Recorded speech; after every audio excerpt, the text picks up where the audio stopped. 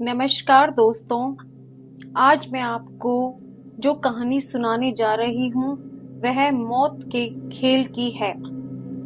गांव के बाहरी इलाके में एक पुरानी हवेली होती थी जहां कोई नहीं जाता था।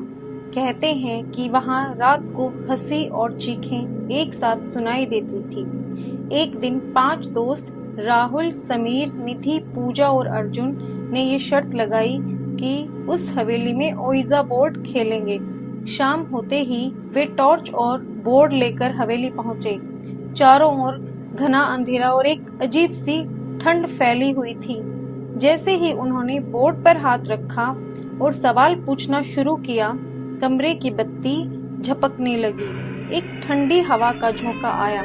तभी बोर्ड पर लिखे अक्षर अपने आप घूमने लगे और आवाज आई, तुमने फिर से खेल शुरू कर दिया। अब इसका अंत केवल मौत है। ये सुनकर सभी डर गए, यह सोचकर कि कोई मजाक कर रहा है। खेल जारी रखा। रात के ठीक 12 बजे अर्जुन गायब हो गया। पूजा की आंखों के सामने उसे किसी ने खींच लिया। फिर निधि की आंखें सफेद हो गई और वो बोलने लगी, मैंने कहा था ना, ये खेल अब मौत का है। अब केवल राहुल और समीर बचे थे। वो भागने की कोशिश कर ही रहे थे, लेकिन हवेली के सारे दरवाजे अपने आप बंद हो गए।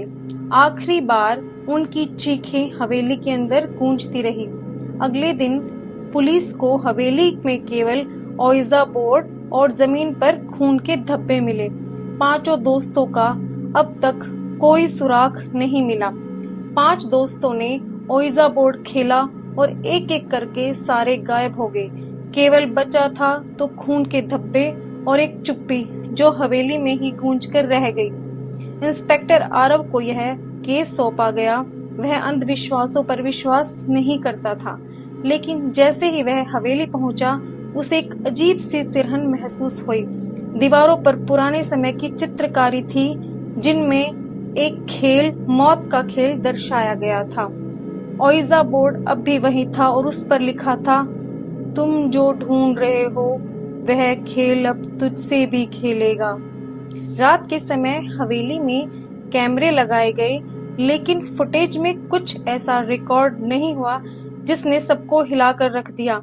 राहुल और पूजा की आत्माएं दीवारों से बाहर आती दिखी और बोर्ड के चारों ओर घूमती रही। आरव ने एक पुराने पंडित को ढूंढा, जिसने बताया यह हवेली कभी एक राजा की थी, जिसने अपने दुश्मनों को मनोरंजन के नाम पर बंद करके मौत का खेल खिलवाया।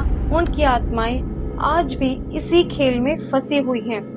अब यह खेल आरव को भी खेलने के लिए बुला रहा था। क्या आरव इस खेल को खत्म कर पाएगा या फिर वह भी एक शिकार बन जाएगा? इंस्पेक्टर आरव ने हवेली में एक खेल की सच्चाई जानी। ओइजा बोर्ड चेतावनी दे चुका था, अब खेल तुझसे भी खेलेगा। रात का समय था। हवेली की घड़ी में ठीक 12 बजे की घंटी बजी। अचानक ओइजा बोर्ड अपने आप घूमने लगा।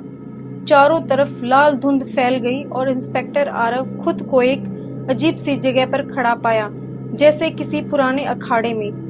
चारों ओर लाशों की मूर्तियां और दीवारों पर खून से बने निशान। सामने सिंहासन पर बैठा था कालराज, वो आत्मा जो मौत का खेल चलाता था। अब तू मेरे खेल का हिस्सा है इंस्पेक्टर, कालराज की आवाज गूंजी। आरव के सामने 3 ही रास्ते थे।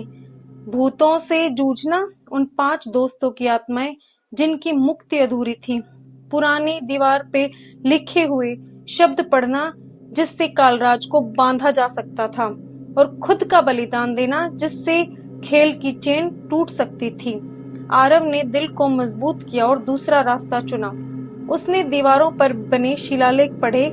सच्चे दिल से कोई इस खेल की आत्मा को उसकी मौत याद दिला दे तो वह मुक्त हो सकता है। आरव ने कालराज को उसका अतीत बताया। कैसे वह एक निर्दयी राजा था जिसने लोगों की मौत को तमाशा बनाया।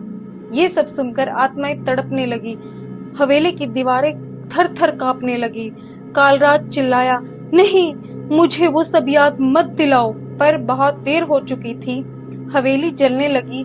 आरव ने ओइजा बोर्ड को तोड़ दिया। तेज रोशनी हुई और सब कुछ शांत हो गया। अगले दिन गांव वालों ने देखा कि हवेली अब एक खंडर बन चुकी थी।